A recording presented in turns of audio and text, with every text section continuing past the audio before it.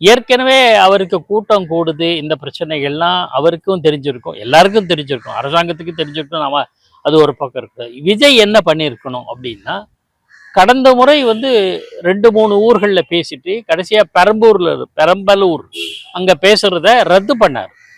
So நாளை நேரம் ஆகுது. அதாவது ஒரு குறிப்பிட்ட நேரத்துக்கு வர வேண்டியவர் 7 மணி நேரம் தாமதமாக வந்தார்னா அங்க மக்கள் கூடி ஏகப்பட்ட பிரச்சனைகள், களைப்பு, சோர்வு, தண்ணி இல்லாம, பசி, சோறு இல்லாம கவசப்படுவாங்க, மயக்க அடிச்சு விழுறதெல்லாம் கடந்த முறையும் நடந்திருக்கு. மதுரையில் ஒரு சம்பவம் நடந்திருக்கு, பின்னாடி பல இடங்கள்ல கூட அந்த மாதிரி மயங்கி விழுந்த சம்பவம்லாம் நடந்திருக்கு. இதுலேருந்து அவர் பாடம் கற்றுக்கிட்டு இதை கட்டுப்படுத்துறதுக்காக அல்லது இந்த பிரச்சனை ஏற்படாமல் இருப்பதற்கான வழிவகைகளை அவரை பண்ணியிருக்கோம். அதை செய்ய தவறிட்டார். ஒன்று. நாமக்கல் வரை கூட்டம் ஒன்றும் பிரச்சனை இல்லை, கரூர்ல தான் இந்த பிரச்சனை. அதான கடைசி கரூர் கூட்டத்தை ரத்து பண்ணிட்டு இன்னொரு நாள் வச்சுக்கலாமே.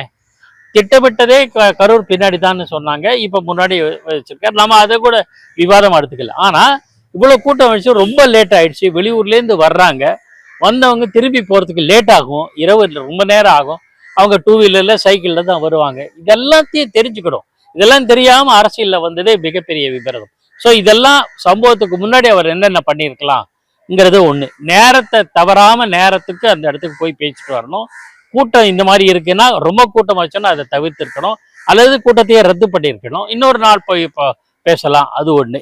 ஒரு சம்பவத்துக்கு பின்னாடி அந்த சம்பவம் நடந்ததுன்னு கேள்விப்பட்ட உடனே திரும்பி அவர் வீட்டுக்கு போகாம கொஞ்ச நேரமாவது அங்கே எட்டி பார்த்துட்டு ஒரு 4-5 பேரையா பார்த்துட்டு வந்திருக்கலாம், வீட்டுக்கு திரும்பி வந்திருக்கலாம். ஸோ கட்சி பாதிக்கப்பட்ட மக்களுக்கு தங்கள் தலைவரை வந்துட்டு போயிட்டாருங்கிற ஒரு மன ஆறுதலா இருக்கும். உயிரை காப்பாற்ற முடியுமா இல்லையாங்கிறது நம்ம கையில் இல்லை, ஆனா வந்துட்டு போனவங்களுக்கு மன ஆறுதலாக இருக்கும். அவர் இல்லாம நேரா வீட்டுக்கு வந்து 3 நாட்கள் எதையுமே பேசாம பொது வெளியில எதையுமே கருத்து சொல்லாம இருந்தது, அது சம்பவத்துக்கு பின்னாடி செஞ்ச தவறுகள்ல இது ஒன்று.